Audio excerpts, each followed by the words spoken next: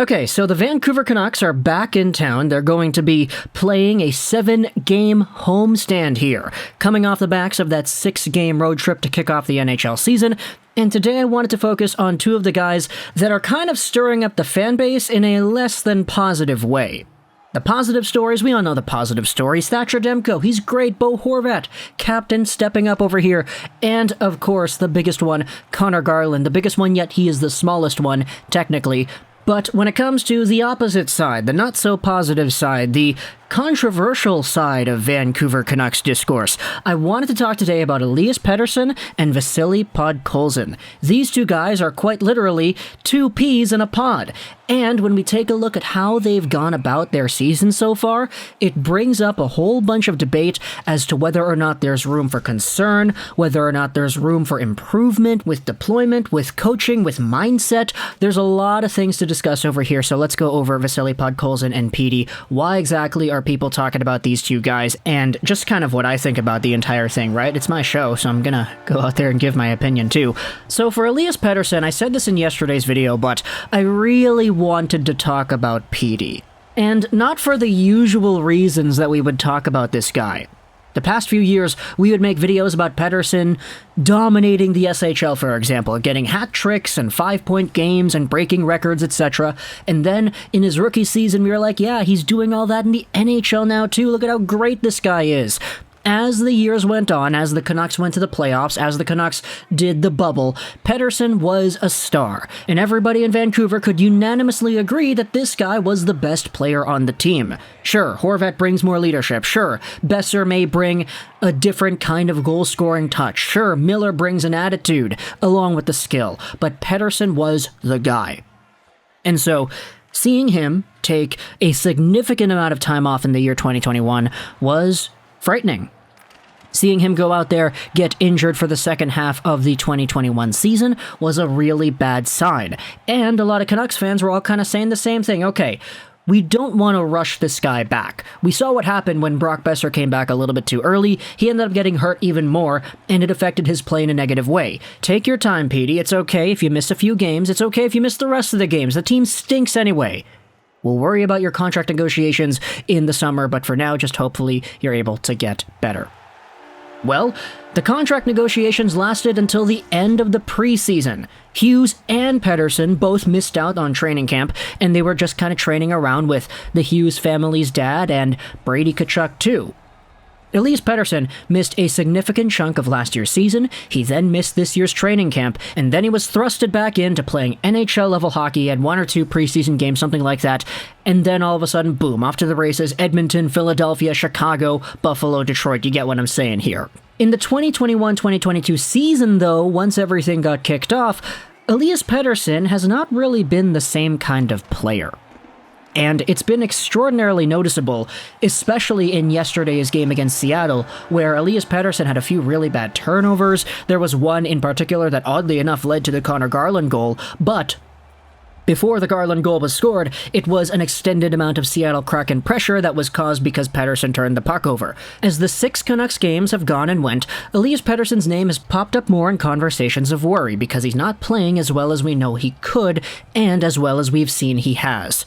Elias Pettersson this year has honestly not been great.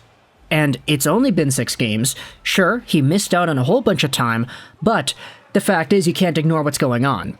If I had to describe how Elias Pettersson is playing this year compared to, for example, his rookie season, he's a lot less mobile now than he had been before.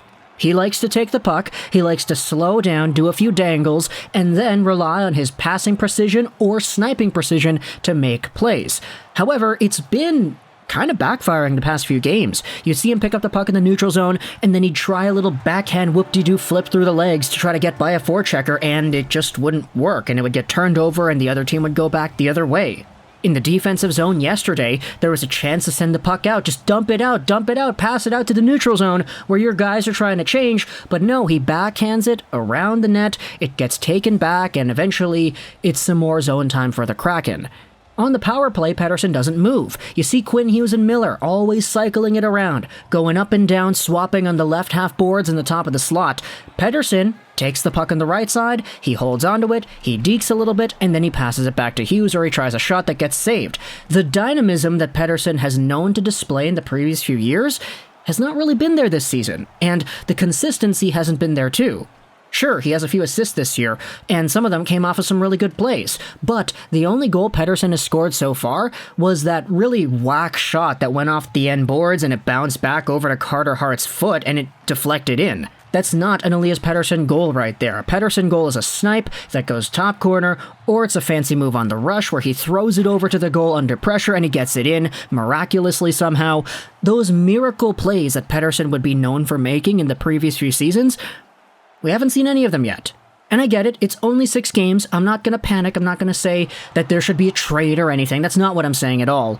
But what I will say is that it's kind of funny how the Vancouver Canucks have actually gone on a road trip where they were over 500, and their best player, Elias Pettersson, was definitely not at his best. Kind of gets me more excited as to when Petey eventually does find his groove and get everything up to speed again. Maybe it is just the extended amount of time off, February absence, the rest of the 21 season, the entire offseason recovering, and then training camp missing out on that and then coming back immediately into NHL action. Maybe that's it. Maybe give him another week or two and then he'll find his game then. But so far, Elias Pettersson has been kind of giving us a little bit less than we would have expected to kick off this season. Now, I will apologize right now, it's raining here in Vancouver. Yeah, there's a storm coming over here. They were talking about it all over the news. I'm beside a window over here and the rain is starting to pour down, so if you hear any pitter-patters, then that's my apologies right there. But we talked about one of the P's, let's talk about the other P's. 2 P's in a pod, as I said. Let's talk about Vasily Podkolzin over here, because when it comes to Podkolzin, there is a lot of concern as to what's going to happen during the Vancouver Canucks home opener. This game goes on Tuesday against the Minnesota Wild, and for Vasily Podkolzin, he's probably been one of the most exciting players the Vancouver Canucks have brought into their system in the past few years, just because of the hype around his name. Everybody and their mother last season was talking about, Podkolzin. He was drafted here in 2019 in Rogers Arena, and now the Canucks are back home. He's been out for 2 games straight, and the Canucks have actually won the 2 games where he sat out. You could debate that, okay, the Vancouver Canucks have a forward core that consists of the Lotto line, that's 3 guys right there, Pearson, Horvat, Garland, and then a bottom 6 of Dickinson, Highmore, Höglander, Lammikko, Dowling, and Chiasson. Just replace one of these guys with Vasily Podkolzin, and if you were to ask me, I honestly would probably do Chiasson as that guy.